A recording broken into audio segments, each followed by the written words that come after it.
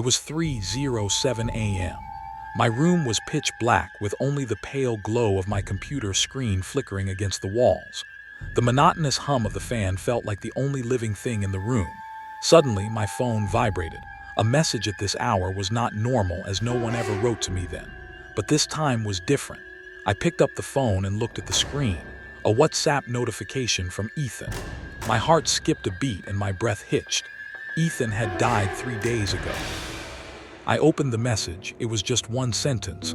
"Bro, I need help. My name is Daniel Carter. I'm 26 years old and I live in London." From the outside, my life might seem ordinary. A small apartment, an old computer, a desk covered in coffee stains, and a life with almost no visitors. I'm a freelance video editor. I fix other people's lives in their videos while my own life is completely falling apart. I work at night and sleep during the day. I have no social life, and my phone is always silent. This was normal for me until that night. Ethan was my childhood friend. We met when we were 11, same school, same class, same problems, but completely different characters. I was introverted and overthought everything, while he was the exact opposite. Ethan commanded attention in every room he entered and loved taking risks. I would think and he would act. Perhaps that's why we got along so well. We were each other's missing pieces. But Ethan had one flaw: speed. He lived everything fast, spoke fast, and drove fast. 3 days ago, on a rainy night, he lost control and crashed into a tree. The doctors said he died instantly. I attended his funeral, heard his mother's screams, and watched him being lowered into the earth. My mind accepted he was gone, but my heart never truly believed it. Now it's 3:07 a.m. and I'm staring at the message. "Bro, I need help." My fingers are trembling and I want to believe it's a sick joke, but an inner voice tells me otherwise. "Who is this?" I typed. The message was seen and the reply came, "You know who I am." My throat went dry because that was exactly Ethan's writing style, short, direct, and eerily calm. "Ethan is dead," I wrote. A few seconds later, the reply came, "I know." At that moment, the air in the room changed, as if I weren't alone. Messages started flooding in. "I don't have much time. They're watching me." Terrified, I realized this wasn't a joke when he mentioned he knew I had hidden behind the school to smoke in 2008, a secret no one else knew. He explained that where he was didn't look like our world, that time didn't move right, and that he hadn't died instantly during the crash. He was in a void where others were present and they could now see me too. My bedroom door creaked open slightly.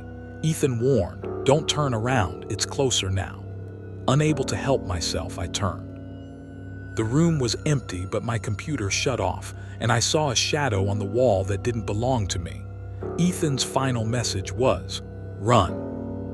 I grabbed the phone and ran into the hallway, but it was total darkness. I tripped over a dragging sound from behind, cracking my phone screen. A message appeared, "It's right behind you." When I turned, I saw a silhouette darker than the darkness itself, unnatural and distorted. I burst through the door, but instead of being in the building, I found myself on an endless gray road. Ethan told me this was a place where lost minds are trapped, and I was now there too. Shadows began to surround me. Ethan said there was one way out, to break the connection by destroying the phone. "Trust me one last time," he said. I slammed the phone onto the ground. When I opened my eyes, I was back in my room. It was 3:07 a.m. again. I thought it was all a dream until I saw my phone on the floor with a shattered screen. As I picked it up, the screen lit up on its own and a message came from an unknown number. "Did it work? Can you see me?" I slowly looked up at the wall in front of me. The shadow was still there. You should never reply to certain messages because you never know who is writing. And sometimes replying is simply opening the door for them. Now tell me, if your phone buzzed at 3 a.m., would you answer? My name is Alex Thompson. I'm 28 years old and I live in the busy streets of New York. My life was generally organized and ordinary: work, home, coffee, and my computer. But I once had a friend who changed my life, Lily Harper. Lily's energy and vibrant personality caught everyone's attention. I was more of the quiet, introverted type, but Lily, she was like a storm. People revolved around her. Her laughter echoed down the street. and everyone felt her energy the moment she walked into a room. One day, Lily sent me a message. "We need to meet, there's something important." I read it as just an ordinary text, but I didn't know that when I went to meet her that evening, she would never return. Lily was walking on a trail on the north side of Central Park. I remember the air being windy and slightly rainy. I tried to catch up to her, but she vanished just a few steps ahead. All that remained was an empty path. She had left her phone in her bag and hadn't sent her final message to me. At that moment, I felt fear in my heart, but there was a flicker of hope. Maybe she just stepped away for a bit, maybe it's a game, I told myself. But as the hours passed, that hope began to fade. The next day, the police and search teams arrived. They combed the area where Lily had disappeared, but they found no trace. It was as if the earth had opened up and swallowed her whole. For days and weeks, I checked every street and every park. I looked through her phone and social media, but there was nothing. Everything was silent. And then 3 weeks later, my phone vibrated. A message arrived. "Sender, Lily." But the message was written in a strange way, not like a normal conversation, but more like a warning. "Alex, don't follow me, or you will disappear too." My breath hitched the moment I saw that message. Lily might have been dead or missing, but she was alive enough to send a message, or so it seemed. "Lily, is this you?" I wrote. The reply came. "Even reading this is dangerous, but you don't know, Alex." My heart pounded. The tone of the messages and the choice of words made me think it wasn't Lily herself. Yet a part of me hoped. Maybe it really was her, just hidden somewhere and asking for help. The messages grew increasingly bizarre. "Don't close your eyes. Remember that they can see you. They are not of this world, they are interested in you." At that moment, I realized Lily wasn't just somewhere, she was trapped in a place. I had to find her, but where? And more importantly, did she know what I was about to encounter? One night, the messages provided coordinates to an old, abandoned building, a place no one visited anymore. The text read, "Find me or you'll be too late." When I entered the building, the air was heavy, dusty, and silent. My phone kept vibrating. Messages flooded in. "They are here, you will feel them too." And in that instant, I felt shadows. They were coming from somewhere but remained invisible. It was as if there was a presence right before my eyes that I couldn't actually see. With every step, my heart raced and my breath short. As I moved through the hallways of the building, whispers could be heard from one of the rooms. A message appeared. "Be careful, you don't want to see Lily." But I had to know. I went in, and then I saw a silhouette in the room, the figure of Lily. But she had no face, only a hollow darkness, and she was moving toward me. Lily's voice came through my phone. "Alex, you won't be able to escape. This is not our world." Dark figures surrounded me. Lily's disappearance hadn't been an accident, it was a trap. This place was a dimension where lost minds get stuck, where the dead or the missing remain. Lily's soul was trapped here, and now she was waiting for me to help. But there was a problem. If I tried to help Lily, I might end up staying here too. If I didn't, Lily would be lost forever. The choice was hard, and time was running out. Lily sent me one final message. "Alex, leave your phone or you will be pulled in here." I hesitated for a moment. I dropped the phone. I closed my eyes and took a deep breath. When I opened them, I was outside the building. The air was fresh and there was silence, but I had a feeling Lily was still there. I hadn't been able to help her, but maybe one day. And the final message appeared on the phone screen. "Thank you, you survived once again." My name is Ethan Reed. I'm a 27-year-old photographer living in the misty streets of Boston. My life usually consists of taking photos, exploring old buildings, and spending time alone. But I've always had a curiosity for the strange. Perhaps it was this very curiosity that dragged me into today's nightmare. That evening, I received a message from an old friend, Isabella. "Ethan, please come. There's something I want to show you." Isabella had been a close friend during my university years. She was brilliant, beautiful, but also a bit mysterious. When I first saw the message, I felt a spark of excitement. What could she possibly want to show me? The meeting point was an abandoned industrial area on the outskirts of the city. The sun had set and the sky was gray and hazy.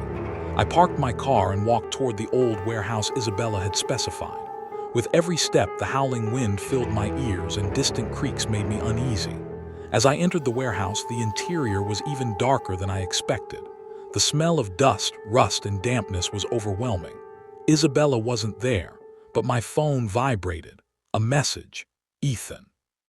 Before you come in, I want you to know it's not safe here. With trembling hands, I typed, "What do you mean? Where are you?" The reply, "You'll understand when the time comes." For a moment, I rolled my eyes and took a deep breath, but I felt a shiver down my spine. This couldn't be a normal message from my friend. As I realized I was alone in the warehouse, the darkness intensified. I couldn't see anything clearly until my eyes adjusted. It felt as if something was watching me. Just then, the phone vibrated once more. This time, the message was short but sharp. "Don't turn around." My heart was racing. I felt something behind me, but I turned slowly. The room was still empty. However, there was a heaviness in the air, a suffocating atmosphere. After a few seconds of silence, I heard a faint whisper. "Ethan." The voice belonged to Isabella, but it wasn't quite her. It was like an echo of her own voice, muffled and ominous. At that moment, I realized the warehouse wasn't just a warehouse. It seemed as if the spirits of the past and the lost were here. Every corner, every shadow, looked at me like a living entity. As I moved further into the warehouse, the shadows deepened. My phone kept vibrating, but the messages weren't from Isabella. "Ethan, don't stop, they see you." "Who? What?" I wrote, but no answer came. There were only shadows and a coldness following them. I quickened my pace. The warehouse seemed to stretch, the corridors becoming as complex as a labyrinth. With every turn, shadows appeared beside me as if they had expanded the warehouse with their own presence. As my eyes adjusted, silhouettes emerged, tall, faceless, moving dark shapes. The phone vibrated again. "They won't let you follow Lily." Lily. I didn't know anyone by that name, but I felt a sense of familiarity within me. And then I realized the shadows were filled with lost souls. Isabella or someone like Lily was trapped here. Moving down the corridor, I found a door. When I opened it, a sliver of light leaked in. Inside was Isabella's silhouette, but her face was blurred, her eyes vacant and dark. As I slowed my steps, she whispered, "Ethan, you won't get out of here." And at that instant, the shadows rapidly surrounded me. The phone vibrated. "Your last chance, run or stay." As the shadows closed in, I noticed something else in the warehouse. Old photographs, newspaper clippings, and personal items, each telling the story of a lost person's life. The spirits lingering here were stuck in the memories of their own lives. Isabella's name was written on one of the photos. The date, 10 years ago. I felt time lose its meaning. The warehouse merged the past and the future. The shadows had created not just a physical trap, but a mental one. They follow you, tearing your soul apart to pull you into their world. The phone vibrated once more. A message. "Ethan, think they just want to pull you in here. Use your mind." My eyes filled with tears. I had to gather my thoughts. I took a deep breath, deciding to use logic instead of panic. To distract the shadows, I visualized them in my own mind. I closed my eyes, held my breath, and I felt a void opening.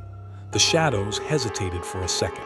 In that moment, I noticed an old door, the exit from the warehouse. But it was only a temporary escape. I had only one chance. The phone vibrated. "Go and don't look back." I burst out of the warehouse.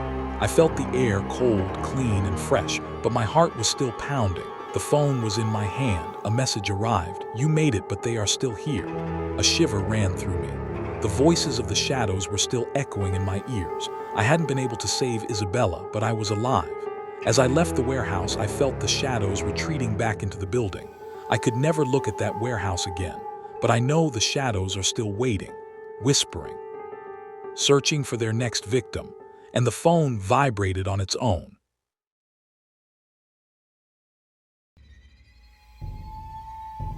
My name is Marcus Hale. I'm a 29-year-old writer living in the historic districts of Chicago. My life is mostly spent in solitude, writing my stories, reading old books, and sitting for hours in the corners of cafes. But what happened to me last month changed my life forever. One day, my friend Sophie sent me a strange message. "Marcus, please be at the old house tomorrow morning at 10 a.m. I have things to show you." The old house. It was a ruined place on the outskirts of the city that had stood empty for a long time, a place where no one ever went. That morning, the sun was just rising. There was a light mist, and the wind howled through the broken windows of the house. Sophie was waiting for me at the door, but something about her face was off. There was a look of fear on a face that was normally cheerful and energetic. She led us into the house. The interior was dark and damp. Cobwebs hanging from the ceilings, broken floorboards, and old furniture.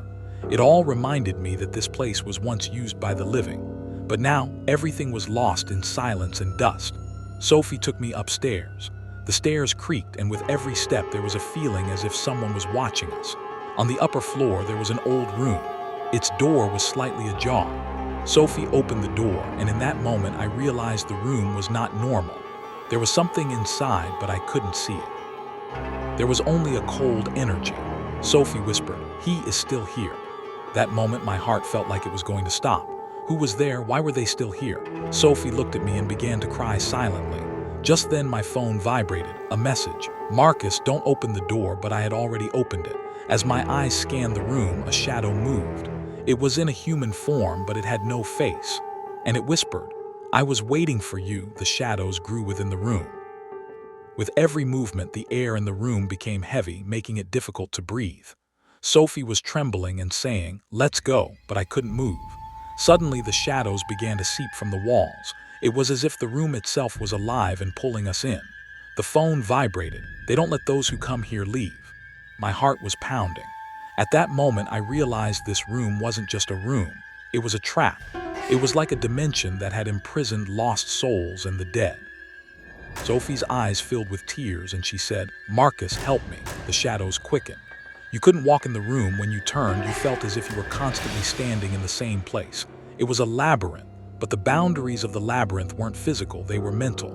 They were testing your mind. In a corner, I saw an old book. Its pages opened on their own.